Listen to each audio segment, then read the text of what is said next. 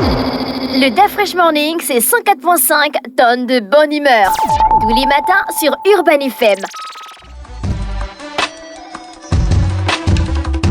Sur les 104.5 Urban FM, la station urbaine, on est avec Jean-Paul. Jean-Paul, bonjour. Bonjour DAF Fresh. Comment tu vas ce matin? Ça va. Et à la forme? Oui, tranquille. Tu as regardé quoi comme film? Non, j'ai pas regardé de film hier. Hier, j'ai plutôt travaillé à la rédaction de certains articles qu'on m'avait commandés. Donc, vraiment, j'ai pas... Donc, tu commandes des articles? Oui, on me commande des articles, les Neuromi, et, entre autres, et quelques autres magazines. D'accord. Voilà. Alors, l'actualité internationale autour de quoi? J'ai vu quand plus personne ne veut financer l'Irak, l'Ukraine. Enfin, l'Ukraine a encore des soutiens financiers. La preuve, lors du dernier déplacement de Volodymyr Zelensky au Canada, le gouvernement fédéral de Justin Trudeau a promis une enveloppe de 650 millions de dollars canadiens. Bon, un dollar canadien, ça fait à peu près un dollar américain. Et donc, il y a encore des soutiens. L'Union européenne, avec Ursula von der Leyen, avait voté encore une enveloppe de 400 millions d'euros pour soutenir l'Ukraine d'ici la fin de l'année. Donc, l'Ukraine dispose encore de soutien. Mais il est clair qu'au sein des alliés ukrainiens, si tu veux, l'unanimité ne fait plus la règle parce qu'on commence à voir ça et là des pays qui, pour des raisons de politique interne, sont en train de revoir en réalité leur soutien à l'Ukraine. C'est le cas notamment pour la Pologne. La Pologne qui a fait savoir qu'elle n'enverrait plus d'armes à l'Ukraine parce qu'elle estime qu'elle n'en a plus. En fait, le stock dont elle disposait, qui est un stock qui datait de l'ère soviétique, tout ce stock-là a été envoyé à l'Ukraine. Et donc là, il ne dispose que d'armes récentes, modernes, que la Pologne vient d'acquérir dans le cadre d'un programme de modernisation de ses effectifs, de modernisation de son armée. Elle veut devenir à terme l'armée la plus puissante d'Europe, l'armée terrestre la plus puissante d'Europe. Et donc pour cela, elle s'équipe tout azimut, principalement en équipement américain. Et puis il y a aussi un dernier changement qui est celui de la Slovaquie, où on a vu au cours des dernières élections législatives qui ont eu lieu ce week-end-là, l'arrivée au pouvoir d'un ancien Premier ministre slovaque qui n'a jamais caché sa proximité avec Moscou.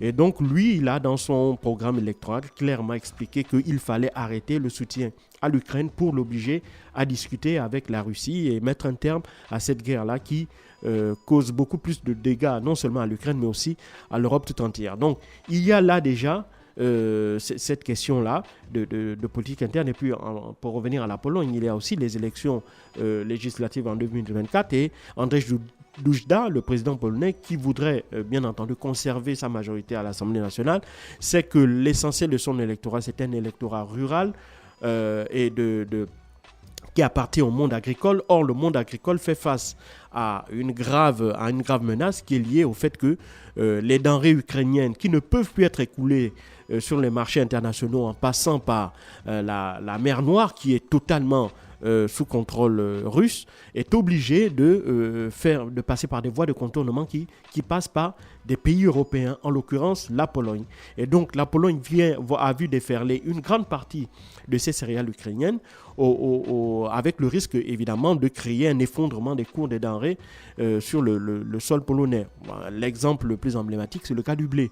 Le blé, avant la décision de faire passer le blé ukrainien par la Pologne, une tonne de blé se vendait à 390 €. Aujourd'hui, elle se vend à un peu moins de 190 €. Donc ça constitue quand même une perte sèche considérable pour les agriculteurs polonais. Et donc, au risque d'être le fusible qui va être considéré comme étant le responsable de la perte de pouvoir d'achat des agriculteurs polonais, le pouvoir n'a d'autre solution que de protéger ses électeurs, de protéger sa population. Et donc la Pologne, comme la Slovaquie et comme la Hongrie, ont décidé de ne pas prolonger, si tu veux, de ne pas prolonger l'autorisation de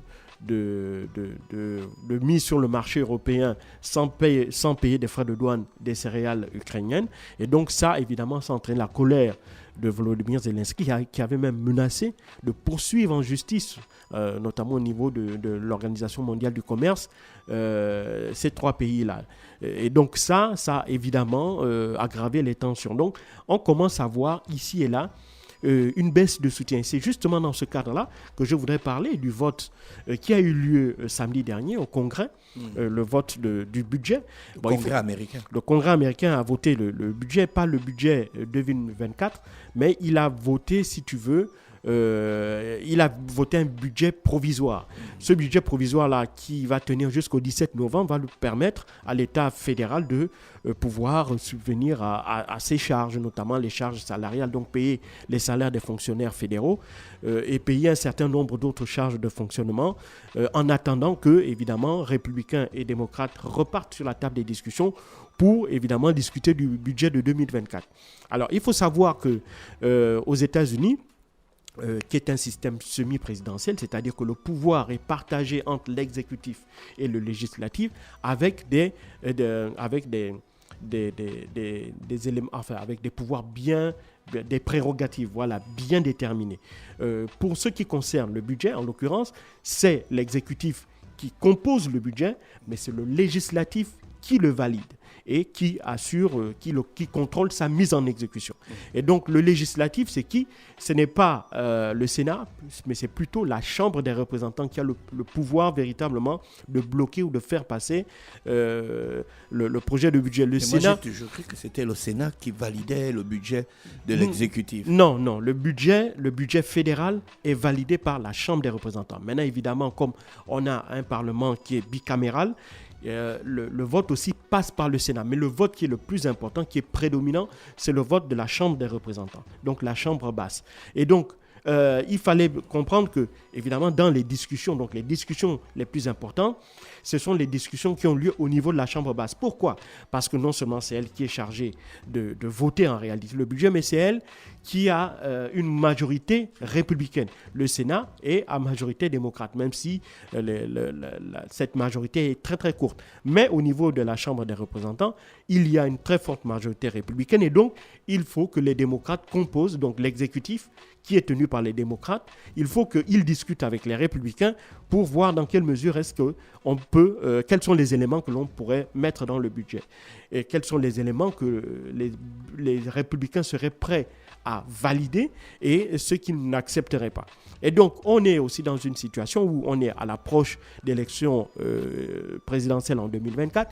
Il y a un certain nombre de problématiques internes qui commencent en quelque sorte à voler la vedette au soutien à l'Ukraine. Il y a la question migratoire. Il faut savoir que les États-Unis font face à un déferlement migratoire jamais vu au cours de ces dernières années.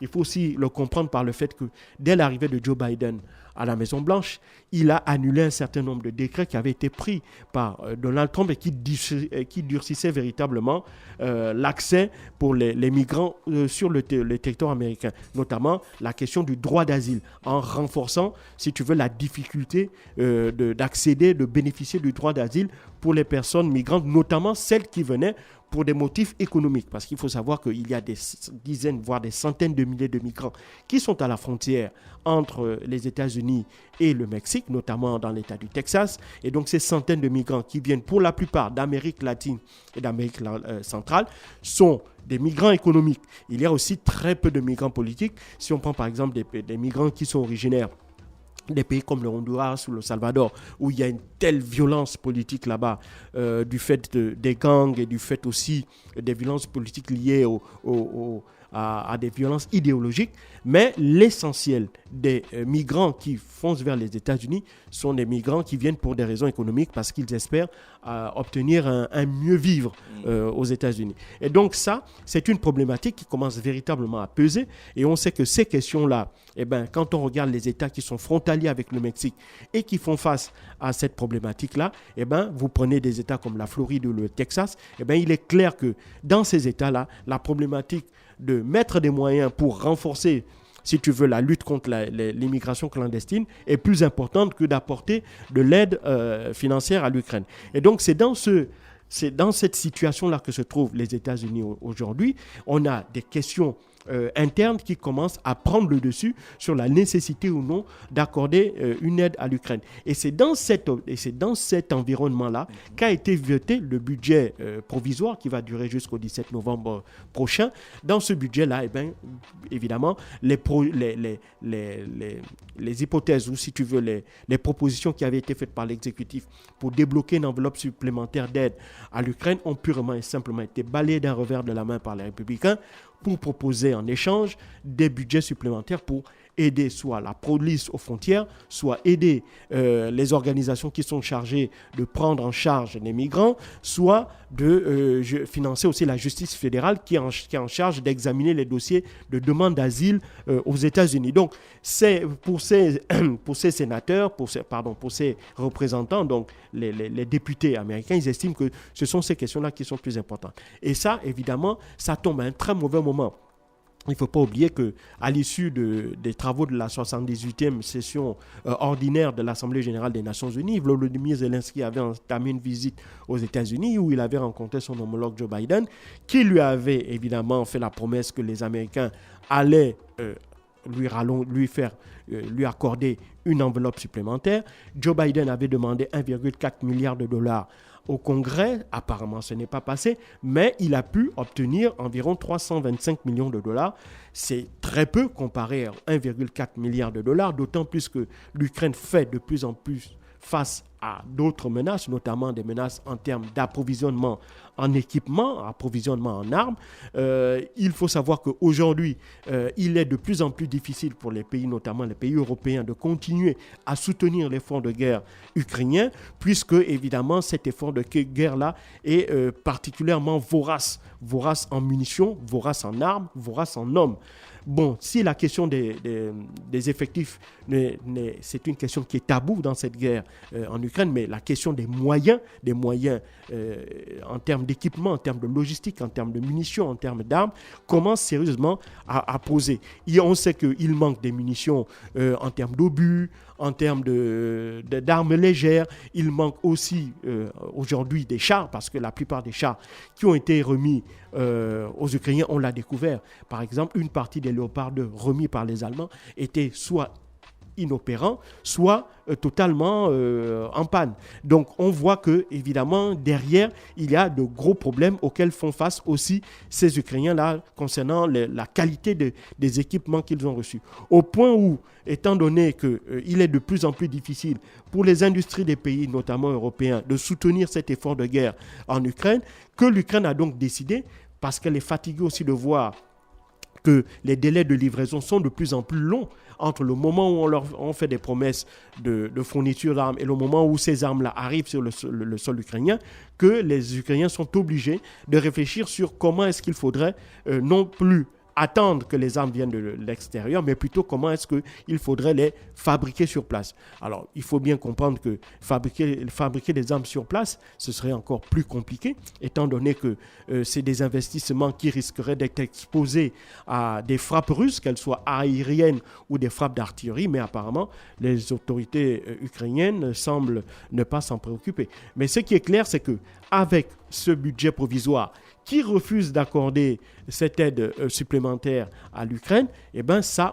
vient encore compliquer la situation de Volodymyr Zelensky qui, plus que jamais, a de plus en plus besoin d'armes, puisque sa contre-offensive, il faut le savoir, elle piétine. Nous sommes à l'automne, dans quelques semaines, ce sera l'hiver, et lorsque l'on va rentrer dans cette phase hivernale, on va entrer dans une espèce de statu quo, puisque durant l'hiver, il est extrêmement difficile de faire déplacer les hommes à cause de l'environnement, de la qualité des sols. Donc le sol, il est très vaseux, et donc quand il neige, il est encore plus difficile de faire déplacer que ce soit du matériel ou des hommes. Et donc là, évidemment, Volodymyr Zelensky est bien conscient qu'avec ce qui s'est passé en Pologne, avec ce qui se passe en Slovaquie, et puis avec ce qui pourrait se passer aussi ailleurs, dans d'autres pays européens, avec ce qui vient de se passer aux États-Unis, avec le risque aussi qu'au Canada, avec le scandale lié à qui s'est produit durant la visite de Volodymyr Zelensky, où un ancien combattant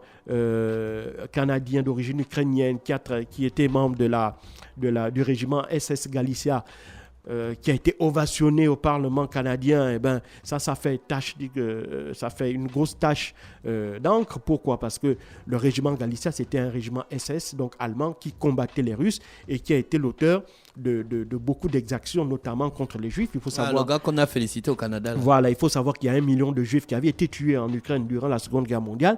Et donc ça, évidemment, ça la fout mal à Justin Trudeau et à Volodymyr Zelensky.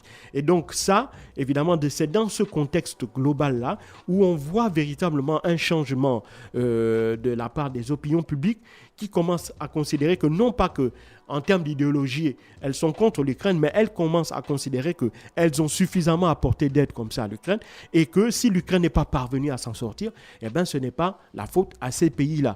Et donc, elles commencent à revoir, si tu veux, leur aide parce qu'évidemment, de nouvelles difficultés sur le plan interne commencent à apparaître et ces difficultés internes nécessitent de la part des politiques nationales une plus grande attention, notamment des leaders politiques, une plus grande attention. Et donc ça fait que, in fine, on commence à voir petit à petit se dégrader le soutien accordé par les alliés à l'Ukraine. C'est chaud, hein? C'est très chaud. Merci Jean-Paul avec nous ce matin sur les 104.5 Urban FM, la station urbaine dans le Da Fresh Morning, le réveil matinal, le plus de la capitale, sur la radio, le plus de la capitale. Enfin, un tour en musique, on se retrouve juste derrière. Le Da Fresh Morning, c'est 104.5 tonnes de bonne humeur. Tous les matins sur Urban FM.